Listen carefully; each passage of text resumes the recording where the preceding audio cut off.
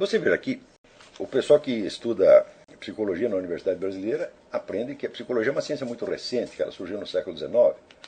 Quando você vai ler o Ken Wilber, você tem 10 milênios de psicologia lá.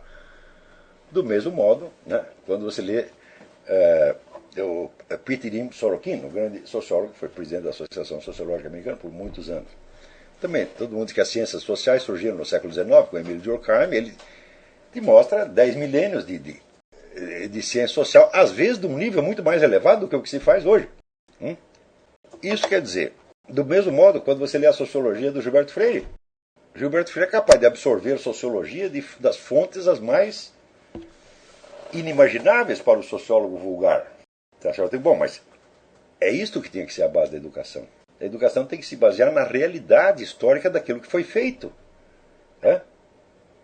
E não no inverso de consciência histórica que de tempos em tempos apaga a compreensão do anterior. Por isso que eu digo, a noção de progresso, ela é ao mesmo tempo ela é a base do conceito de história que se transmite hoje, da história como uma ascensão, mas ao mesmo tempo é a negação deste mesmo conceito. Por quê? Porque ele tapa a possibilidade de compreensão da continuidade. Você só vê descontinuidades. Eu digo, mas se só existe descontinuidades, como você pode falar de história? E, no entanto, as pessoas aceitam essa noção de história como progresso e aceitam a noção de que tais ou quais coisas foram superadas, a noção da superação, como se não houvesse contradição entre as duas coisas, nem percebe a contradição. Digo, ora, meu filho, se aquilo que Newton descobriu transformou em lenda tudo que veio antes, eu só posso compreender aquilo como lenda, ou seja, como produto cultural. Isso quer dizer, eu não posso ver o mundo como aquelas pessoas viam, porque não há um coeficiente de realidade suficiente ali para eu ver.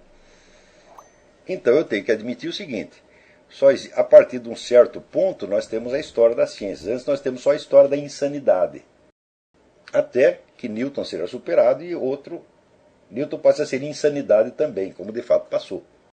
Então, quer dizer, mas que história é essa que de tempos em tempos você instaura um novo padrão de normalidade e tudo que veio antes passa a ser insanidade?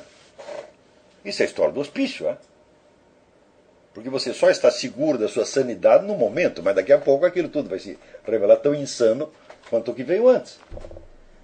Será que é esta maneira de você absorver o que a humanidade produziu de melhor? Será que assim eu devo ler Lao Tse assim? Vamos ver o que esse idiota pensava naquele tempo, imaginava, que cretino não sabia nada, nem conhecia a lei de Newton. Será que é assim que eu devo ler Lao Tse? Será que eu posso compreendê-lo dessa maneira? É claro que não. Eu só posso julgá-lo desde fora, tá certo? Sem participação íntima no universo dele e, portanto, sem compreensão nenhuma. Quer dizer, o mínimo de, vamos dizer, a chamada suspensão da descrença, que é necessário para você assistir uma peça de teatro, é também necessário para você ler qualquer obra da filosofia da ciência antiga. Ou seja, eu tenho que ler aquelas coisas buscando a veracidade que está nelas. A sua veracidade intrínseca e não a sua suposta falsidade em comparação com o que o outro sujeito disse depois. Porque o que o outro sujeito disse depois também será considerado falso quando vier um outro e disser outra coisa. Mais ainda, as pessoas que acreditam nessa noção de progresso, por incrível que pareça, elas mesmas acreditam no princípio do Popper, da falsibilidade. Em que não há teorias científicas verdadeiras, há apenas teorias científicas adequadas ao estado atual das investigações. Eu digo, mas meu filho, se é isso, então como é que você pode dizer, que as outras teorias eram piores? Elas não podem ser piores porque elas estavam perfeitamente adequadas ao estado contemporâneo das investigações. Você não pode alegar que uma teoria é ruim porque ela não estava adequada ao estado posterior das investigações. Então você vê que as crenças que passam como as coisas mais comuns e mais óbvias e banais do mundo são pura alucinação. E são a anti-educação. E você entende por que as pessoas emburrecem estudando essas coisas.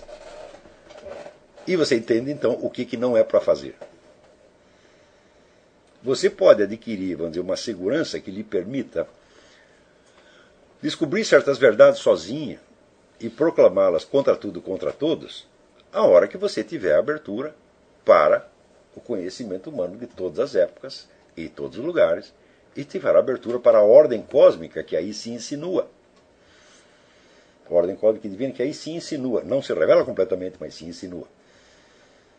Na hora que tem isso, você não precisa da aprovação do seu Zé Mané, do seu Paulo Giraldelli, do seu Rodrigo Constantino, ou de qualquer outro idiota desse. Nós precisamos é de ter, no mínimo, algumas centenas de pessoas qualificadas para este tipo de inteligência autônoma. Se o Brasil não tiver isso, está tudo perdido, gente, perdido. Porque se não há cultura superior, não há um mínimo de racionalidade nos debates públicos. Nada.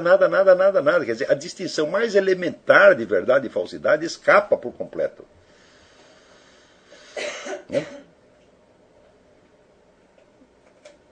E as coisas que acontecem diante dos olhos de todos se tornam invisíveis.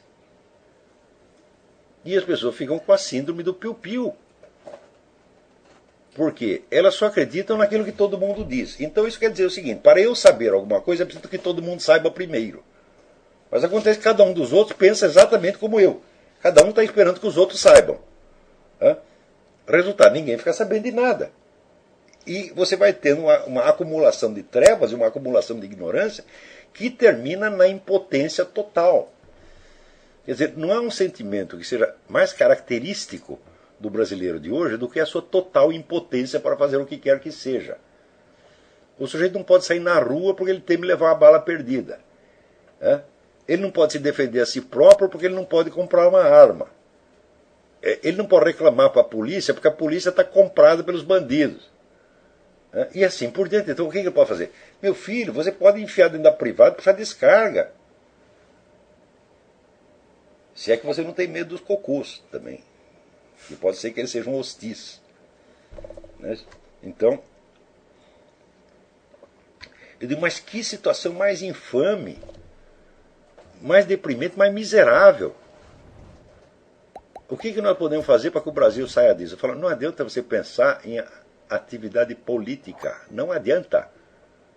A política não é causa sui, ela não surge sozinha, ela surge da alta cultura, minha gente. As possibilidades que não existem na alta cultura não existem na esfera da ação política. Portanto, temos que criar uma outra alta cultura para criar outras possibilidades de ação política. Então, isso não quer dizer, vamos dizer, quando eu peço a vocês a abstinência, alguém me escreveu aqui, falando, olha, é difícil você praticar abstinência em matéria de opiniões quando a coisa é muito absurda e chocante demais. Eu digo, você tem toda a razão. Mas tem umas coisas que você não precisa se esforçar nem um pouco para ter uma opinião. Não é isso? Então, por exemplo, hoje mesmo, estava lendo lá a notícia de que